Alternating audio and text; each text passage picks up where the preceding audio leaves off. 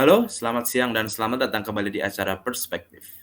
Perkenalkan, nama saya Sis Reza Dwi Utama sebagai host di sini.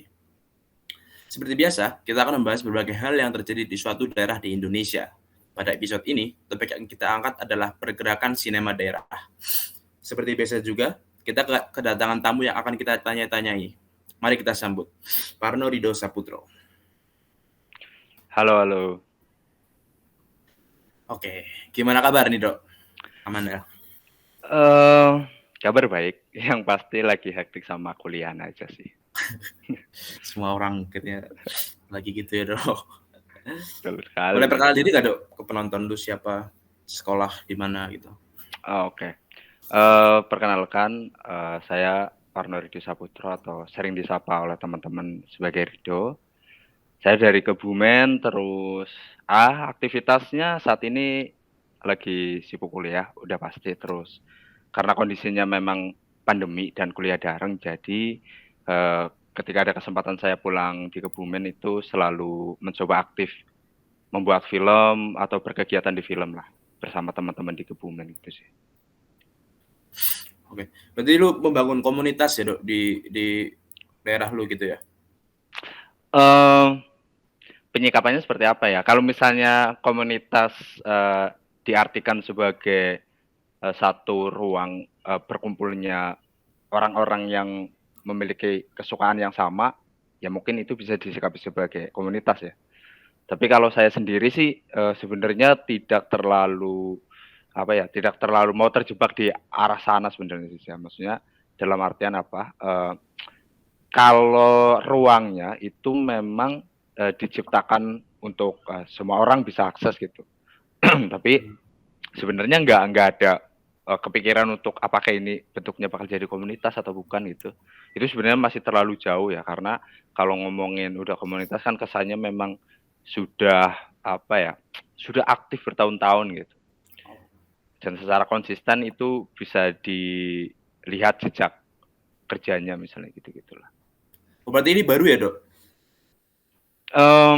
Kalau aktif di daerah sebenarnya nggak baru sih. Cuma maksudnya dari periode atau dari tahun ke tahun itu biasanya itu punya evolusi lah. Kayak misalnya kalau diruntut dari saya pribadi misalnya. Kalau saya pribadi kan 2015 belajar film, terus setelah belajar film di Purbalingga 3 bulan tuh pulang ke Kebumen itu kondisinya masih terus berproses, masih terus belajar gitu. Terus itu aktif di sekolah, dari sekolah setelah lulus dari SMK itu tetap masih aktif lagi di komunitas film sampai dari 2016 ke 2017 lah.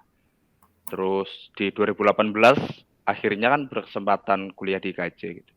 Setelah itu kondisinya memang komunitasnya sudah tidak terlalu aktif bekerja lagi ya, karena kan SDM-nya memang ada yang kuliah, ada yang memilih memutuskan untuk bekerja gitu. Artinya memang kondisi-kondisi seperti itu kan sangat mungkin terjadi dalam ranah komunitas yang banyak orang sebut seperti itu sih ya. Kalau sekarang ruang yang sedang dijalankan memang iya sih, maksudnya bisa dikatakan baru setahun sih berjalan. Oke, bisa diceritakan gak dok bagaimana sih lu membangun ruang itu, ruang yang baru ini gitu? Kalau kepikirannya sebenarnya udah lama ya, karena ada kepikirannya sebenarnya udah lama karena pada waktu itu ada satu kondisi ketika saya di semester berapa ya? Di semester 2 kalau nggak salah saya itu kan pulang ke Kebumen gitu dalam kondisi yang mau bikin film kok rasanya sulit sulit banget gitu untuk nyari SDM-nya, nyari temen-temennya gitu. Padahal pada waktu menjalankan komunitas kesannya itu yang tak rasain tuh banyak gitu, banyak temennya. Tapi sekarang kok pada kemana ya? Apakah ini bisa dikatakan mati suri atau teman-temannya udah nggak pada semangat bikin film lagi gitu. Terus setelah beberapa kali saya main ke Jogja, ke Kebumen, ke Gombong dan lain sebagainya itu justru kondisinya malah berbanding terbalik dari pikiran saya gitu loh ya. Jadi kayak ternyata banyak banget teman-teman Kebumen yang kuliah di film gitu. Enggak cuma di KJ, Tapi ada di isi Jogja, isi Surakarta, ada yang di JFA Jogja, ada yang di kampus-kampus lain yang fokusnya memang ke videografi atau ke broadcasting apapun itu yang berkaitan sama audiovisual gitu. Ya udah dari sanalah kayaknya Kebumen masih membutuhkan ruang lagi deh untuk teman-teman bisa berkumpul lagi ketika balik Kebumen untuk membuat karya yang sifatnya memang bisa dijalankan secara kolektif atau bareng-bareng gitu. Makanya ya udah ketika pulang dari Jakarta saya putuskan untuk apa ya yang memungkinkan untuk mengumpulkan mereka nih. Terus setelah berjalan diputuskan untuk kayaknya salah satu jalannya adalah harus syuting di Kebumen. Dari syuting film itulah akhirnya saya bisa mengumpulkan lagi nih teman-teman yang sempat hilang itu. Oke. Oke, tadi kita sudah menarik banget ya, udah bahas mengenai komunitas yang telah dibangun oleh Rido. Lalu setelah ini kita akan bahas mengenai karya yang telah dibuat oleh Rido dan teman-teman komunitasnya. Jadi jangan kemana-mana, tetap di Perspektif.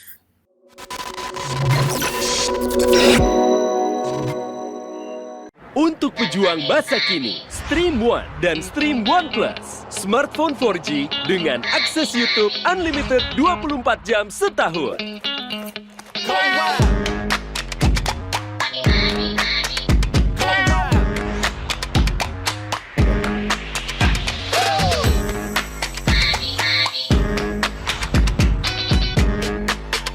Stream One dan Stream One Plus dari XL, karena XL bisa.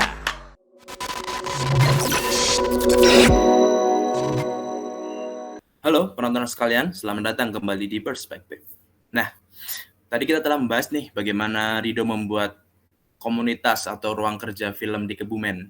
Dan kali ini kita bakal ngomongin produknya nih, yaitu film pendek yang berjudul Asa yang Asu. Mari kita lihat trailer dulu dari film pendek tersebut. Pak, Bu, Yanti pengen ngomong, tapi aja ditumai ya. Anu Pak, Bu, kayak kan aku wis lulus sekolah. Merga gue, aku pengen ngelanjut nang sekolah maning. Dik, gue cita-cita sing apik. Bapak seneng gue duwe cita-cita sing dhuwur. Kepriwe Kang Wito soal obrolan seminane? Mbok bener gue Yanti wis lulus? Iya Yusri, Yanti wis lulus. Aku ya wis ngobrol karo anakku. Perkara kerjaan, aku percaya karo jenengan. Aja khawatir Kang Wito. Kayak karo sapa bae. Tapi umurku urung memenuhi syarat, Pak. Esi 15 tahun. Apa sekiranya udah di masalah? Nah, menarik banget nih. Bisa diceritain nggak, Dok? Ini film tentang apa sih, Dok? Kalau filmnya jelas ngomongin pendidikan ya, karena kan kondisi di Kebumen itu menjadi salah satu kabupaten yang secara pendidikan itu sangat rendah gitu. Itu sangat bisa dilihat lah tingkat pendidikan di Jawa Tengah aja misalnya. Itu ranking 3 terbawah. Dari sana sih akhirnya memang menurut saya kan memang pendidikan ini kan menjadi apa ya, kayak siklus yang akhirnya itu mempengaruhi banyak hal gitu, mempengaruhi tingkat perceraian yang sangat tinggi, mempengaruhi orang-orang bekerja di bawah umur dan lain sebagainya. Hal-hal kayak gitu sih yang akhirnya memang menjadi motivasi saya untuk kayaknya saya harus membuat film ini deh. Itu sih kurang lebihnya. Berarti film-film yang kamu buat itu mengenai persoalan di daerahmu gitu ya, Dok? Lebih seringnya ya, karena apa yang mungkin saya buat gitu, apa yang mungkin saya tulis, apa yang mungkin saya filmkan itu kebanyakan memang dari apa yang saya lihat dan saya rasakan dari fenomena yang ada di sekitar saya sendiri gitu. Oke. Kalau film itu udah menang di mana aja nih, Dok? Saya agak lupa sih, itu mungkin harusnya produser yang menjawab sih. Tapi mungkin yang saya ingat itu di PPI Tiongkok, terus ada di mana lagi ya, saya agak lupa, itu di beberapa festival nasional sih. Di universitas di Jogja, ada yang di Malang, ada yang di Lampung, gitu-gitu sih. Oke, kalau kan ada yang mengatakan ya Dok, kalau film-film yang bawa unsur-unsur daerah tuh sering menang gitu Dok di berbagai festival itu Dok. Apakah itu yang kamu coba terapkan gitu? Sengaja mengambil unsur-unsur daerah untuk menjual filmmu gitu? Enggak, sama sekali nggak ada kepikiran. Saya itu ketika membuat film ya memang benar-benar pengen buat film aja gitu kan. Ya karena berawal dari itu sih, keresahan aja. Kalau ngomongin outputnya ini bakal akhirnya distribusinya ke festival, itu sebenarnya udah bukan di kondisi saya gitu, itu udah di kondisinya si produser. Kalau saya sih pengennya udah filmnya setelah dibuat itu ya ditonton oleh banyak orang gitu. Persoalan menang di festival atau enggak, diputar di festival atau enggak itu sebenarnya bukan menjadi tujuan utama sih, Ja. Oke, berarti bisa dikatakan kamu ingin membantu gitu ya masyarakat di daerahmu dengan membuat film gitu ya Dok, dengan menyadarkan atas peristiwa-peristiwa yang terjadi di daerahmu gitu ya Dok. Iya, karena saya salah satu orang yang menyikapi film itu bukan sekedar gambar bergerak ya, tapi film juga penting sebagai rekam jejak apapun itu ya, bisa sejarah, bisa mengenai fenomena dan lain sebagainya gitu sih. Berarti dapat memberikan informasi bagi masyarakat yang lebih luas gitu ya akan fenomena yang terjadi di suatu daerah gitu ya. Pada akhirnya ya, menurut saya medium film menjadi salah satu medium yang paling paling ideal lah ya untuk merekam hal itu. Oke. Lalu untuk kedepannya gimana Dok? Apakah masih terus membuat film-film yang bertema daerahmu sendiri gitu? Sebenarnya kalau ngomongin film sih ya membuat film apapun ya, nggak cuma ngomongin tema kedaerahan ya. Apalagi kondisinya saya sendiri kan belajar di Institut Kesenian Jakarta itu mayornya editing. Dan itu pada akhirnya pasti bakal bertemu dengan banyak genre, bakal bertemu dengan banyak latar belakang cerita yang sangat banyak gitu atau beraneka ragam. Jadi yang nggak mesti ngomongin soal budaya sih. Oke. Menarik ya dari apa yang dijelaskan Dido. Nah, selanjutnya kita masih bakalan terus ngobrol sama Dido, jadi jangan kemana-mana, tetap di Perspektif.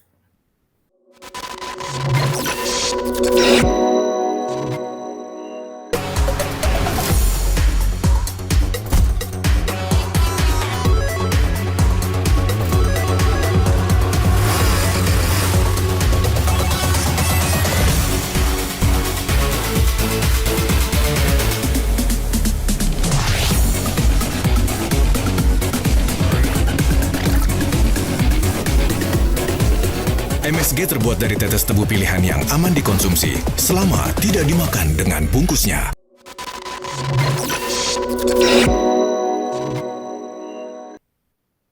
Baik, masih di Perspektif.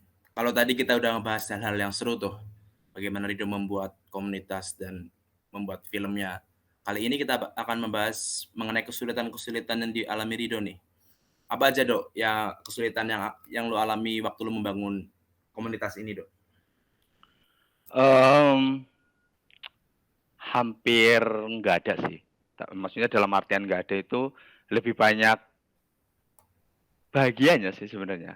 Kalau yang dijalani yang sekarang itu lebih banyak bahagianya. Ya, artinya memang secara SDM itu memang rata-rata sebaya gitu. Tidak ada sesuatu yang jaraknya tuh terlalu jauh atau bergap. Jadi menjalankannya sangat enjoy banget gitu.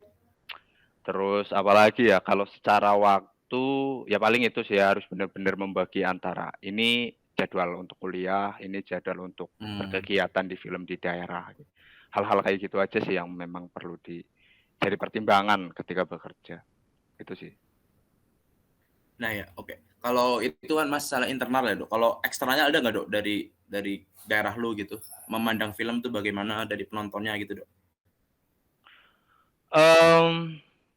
Kalau ngomongin Kebumen sih belum bisa dikatakan sebagai apa ya, satu kota yang mungkin bisa diukur sebagai penonton film gitu ya. Karena kan kondisinya sekarang ya, kondisi sekarang bukan kondisi dulu. Kalau dulu mungkin ketika Indonesia lagi jaya-jayanya bioskop ada di mana-mana termasuk di Kebumen gitu. Kalau sekarang kan kondisinya bioskop di Kebumen itu sedang nggak ada atau sedang mati, baru akan dibangun. Itu pun memang mallnya belum jadi gitu. Jadi memang kondisinya ya ketika teman-teman bikin film dan filmnya diputar, itu antusias masyarakatnya itu memang cukup tinggi itu sih. Oh, oke. Berarti sering memutar itu ya film-film lewat ruang putar alternatif gitu ya, Dok? Sering sih, relatif sering sih. Oke. Kalau tujuan lu apa, Dok, membangun komunitas ini, Dok? Ya seperti yang sudah dijelaskan tadi, sebenarnya kan karena ngomongin ruang itu ya, maksudnya biar teman-teman di Kebumen itu yang kuliah di film, yang mau belajar film gitu, baik dari pelajar ataupun orang di luar akademisi gitu, itu ini ada ruang loh yang memungkinkan untuk ya silahkan bergabung gitu, kita belajar bareng-bareng di sini gitu. Itu sih sebenarnya sih. Oke. Kalau kemarin gue dengar juga udah ada kolaboratif antar daerah gitu ya, Dok?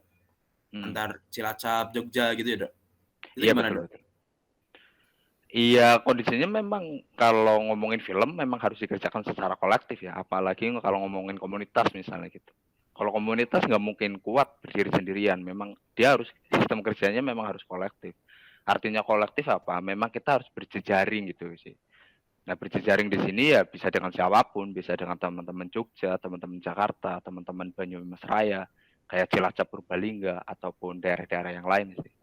Hal itu yang memang salah satu tujuan dari kita gitu, untuk kita mau berjejaring, tidak mau hanya stuck di Kebumen aja. Intinya itu sih. Lingkupnya apa, Dok? Kalau kolaboratif itu dari produksi sampai eksibisi gitu, Dok? Memungkinkan pemutaran di daerah lain gitu? Itu bisa terjadi banyak hal ya. Kalau ngomongin kerja film kan banyak kan ya, bisa dilakukan.